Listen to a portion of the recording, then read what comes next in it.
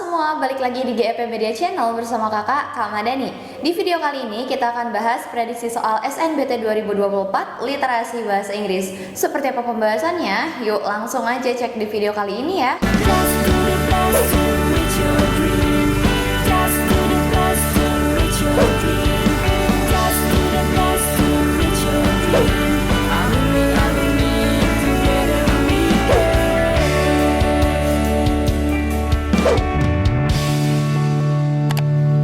Kapan lagi kamu bisa ikutan tryout UTBK gratis di GP Media kalau bukan sekarang? Ikuti syaratnya dan kirim bukti screenshot di gpmedia.id ya, jangan sampai ketinggalan. Buat kalian yang lagi cari tryout SNBT dan ujian mandiri untuk masuk PTN, kita punya solusinya. GEP Media menyediakan tryout SNBT dan ujian mandiri untuk beberapa PTN ternama di Indonesia. Mulai dari harga 10.000, kalian sudah dapat ribuan soal prediksi, video pembahasan, dan ada kelas online juga loh. Yuk daftar sekarang! Kita ke soal nomor 1 ya teman-teman. Seperti biasa literasi bahasa Inggris selalu bacaannya panjang-panjang. Tidak usah panik dulu, kita lihat dulu soalnya. What is the author's purpose in the passage above? Nah, jadi tujuan penulis dalam bacaan tersebut itu apa ya?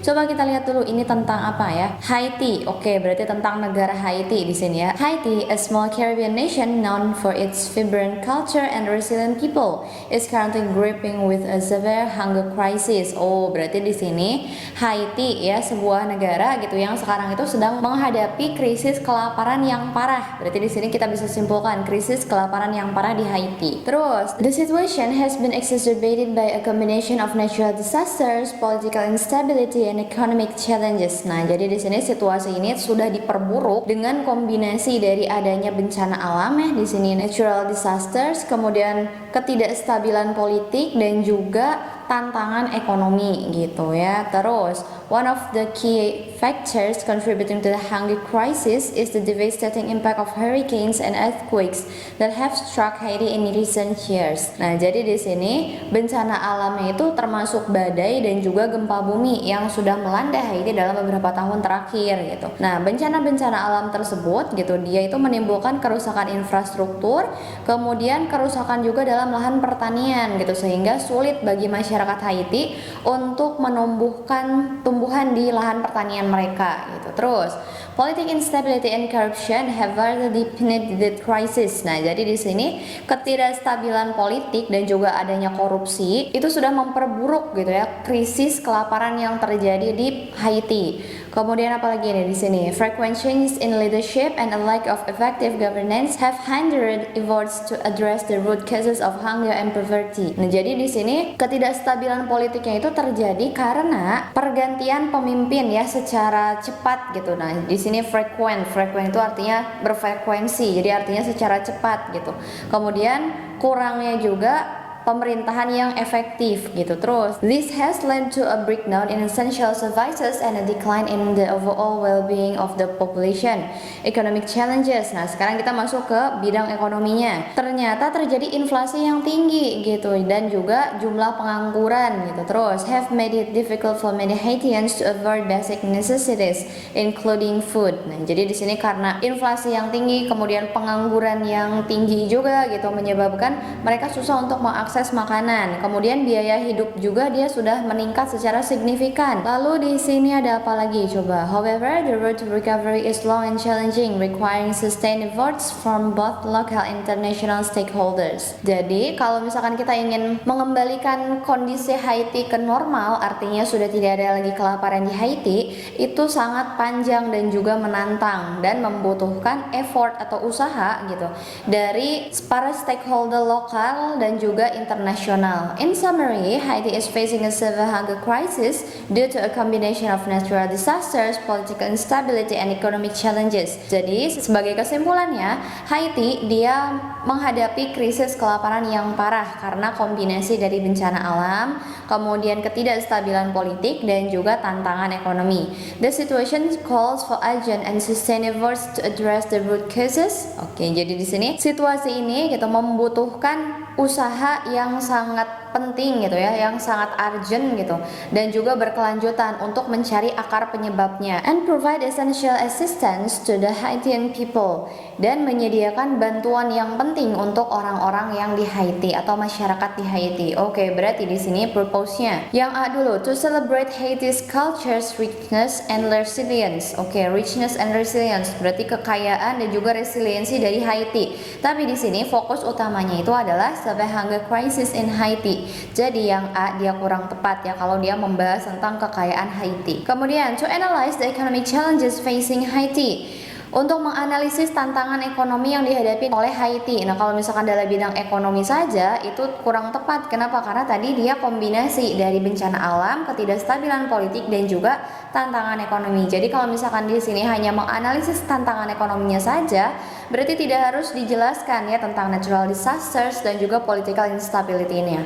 Jadi yang B dia kurang tepat juga. Terus, to inform readers about the impact of natural disasters on Haiti. Sama seperti yang B ya, dia bukan cuma natural disaster saja, tapi dia itu adalah kombinasi dari ketiganya yang membuat krisis kelaparan yang parah di Haiti. Jadi yang C dia kurang tepat. Yang D sekarang, to persuade readers to take action to alleviate Haiti's hunger crisis. Jadi untuk membujuk pembaca atau mengajak ya di sini, mengajak pembaca untuk mengambil aksi gitu, untuk mengurangi krisis kelaparan di Haiti. Nah, ini bisa jadi ya. Kenapa? Karena di sini yang paragraf kedua ya di sini nih, requiring sustained efforts from both local and international stakeholders. Terus di sini juga ada provide essential assistance. Jadi bantuan ya, bantuan yang penting untuk masyarakat di Haiti gitu. Berarti yang D ini kita keep dulu. Terus yang E kita lihat dulu, to describe the history of political instability in Haiti. Oh, yang E berarti dia sama aja dengan yang B dan yang C ya, dia cuman disebutkan satu saja.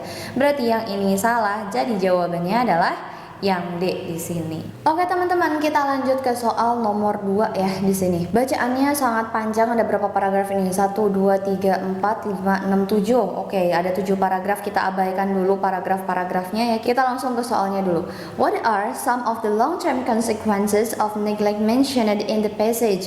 Jadi, konsekuensi jangka panjang dari pengabaian atau penelantaran. Jadi neglect itu artinya pengabaian atau penelantaran ya, yang disebutkan dalam bacaan tersebut gitu. Oke, konsekuensi jangka panjangnya coba kita lihat di sini. Neglect, oke ada di sini paragraf keberapa nih? 1 2 3 ya, berarti paragraf ketiga nih. Coba di sini another form of child violence. Nah, jadi bentuk lain dari kekerasan terhadap anak can be equally damaging when caregivers fail to provide children with their basic needs such as food, shelter, and love. It leaves children feeling abandoned and unsupported. Nah, jadi di sini katanya ketika pengasuh gitu gagal untuk memberikan kebutuhan dasar terhadap anak seperti makanan, kemudian tempat bernaung atau tempat tinggal dan juga cinta atau kasih sayang, itu akan menjadikan anak merasa diabaikan dan tidak disupport, itu tidak didukung. The long-term consequences of neglect can lead to developmental delays. Developmental delays artinya perkembangan yang tertunda gitu ya, atau terganggu. Kemudian poor physical health, jadi kesehatan fisik yang buruk, and a sense of worthlessness, dan sebuah perasaan yang worthless. Worthless itu artinya tidak berguna gitu. Jadi anak tuh akan merasa tidak berguna gitu. Coba kita lihat lagi di sini ya. It's not limited to physical harm. Terus apalagi nih? Emotional and psychological abuse. Jadi bukan cuman di fisik aja, tetapi emosi dan juga psikisnya juga dia bisa terkena violence gitu ya. Coba kita lihat di sini. Low self esteem and emotional trauma. Yang A berarti betul ya.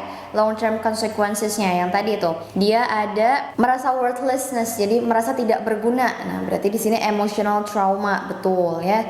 Terus physical injuries and depression, depresi dan juga luka fisik. Coba di sini ya. Di sini ada poor physical health, berarti bisa ya. Coba kita lihat lagi di sini apakah ada yang membahas tentang fisik? Ada di sini. These scars can be just as debilitating as physical injuries. Jadi physical injuries itu adalah luka fisik gitu.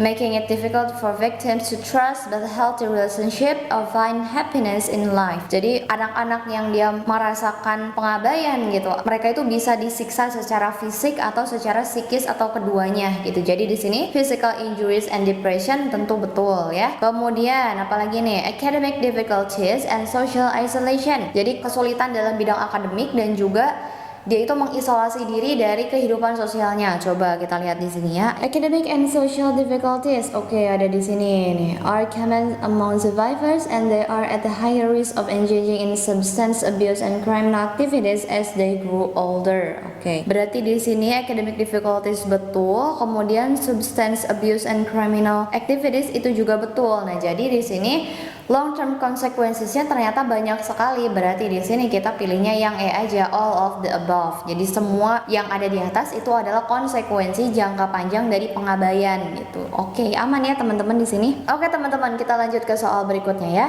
Why do many child abuse victims remain silent about their abuse? Kenapa banyak anak korban kekerasan gitu, itu dia selalu diam gitu tentang kekerasan yang mereka dapatkan? Coba di sini kita lihat di sini ya. Silence. Oke, ada di sini. Many children suffer in silence.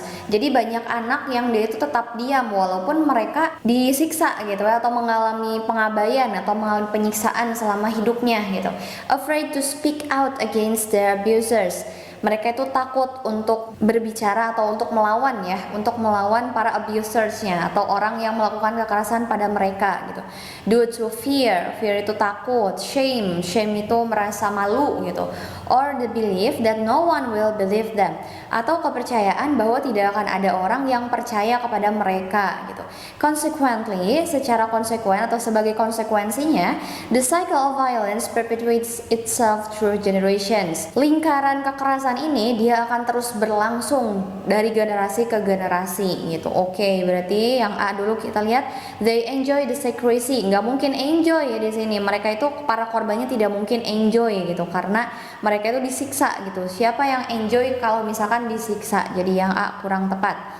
Terus, they are not aware they are being abused. Ini jelas salah. Mereka itu aware, sebenarnya mereka tahu bahwa mereka itu sedang mengalami penyiksaan, entah itu secara fisik, entah itu secara psikis gitu, tapi mereka itu takut gitu. Jadi yang B dia salah. Terus, they are too young to understand. Ini jelas salah juga. Terus, they fear the consequences or are ashamed. Mereka takut terhadap konsekuensinya gitu, atau mereka merasa malu. Nah, ini bisa ya teman-teman, kita keep dulu nih. Terus, they believe their parents are doing the right thing. Nah, ini jelas salah ya. Mereka percaya bahwa orang tua mereka itu melakukan hal yang bagus atau hal yang baik. Ini jelas salah. Jadi jawabannya itu adalah yang D. Kenapa banyak anak korban abuse ya di sini? Mereka itu cenderung diam gitu terhadap penyiksaan yang mereka terima gitu, karena mereka takut dengan konsekuensinya atau merasa malu gitu, atau merasakan bahwa tidak akan ada seseorang yang percaya dengan mereka. Lanjut kita ke soal berikutnya. The word perpetuates in paragraph 4 is closest in meaning to. Oke, perpetuates paragraph 4. 1, 2, 3, 4. Oke, di sini perpetuates ada. Perpetuates itu artinya melanggengkan atau berkelanjutan gitu ya. Coba kita lihat di sini. Resolves. Ini dimaksudkan untuk closest meaning, berarti sinonim ya. Kalau resolve itu artinya menyelesaikan. Berarti beda dong ya kalau perpetuates sama resolves gitu. Ini antonim nih. Perpetuates itu dia melanggengkan atau melanjutkan gitu. Kalau resolves itu dia menyelesaikan. Jadi yang A salah. Terus continuous. Nah, ini continuous itu dia melanjutkan gitu. Berarti bisa ya continuous. Terus terminates juga dia mengakhiri. Berarti ini salah. Kemudian halts itu menahan atau mengakhirkan juga bisa ya.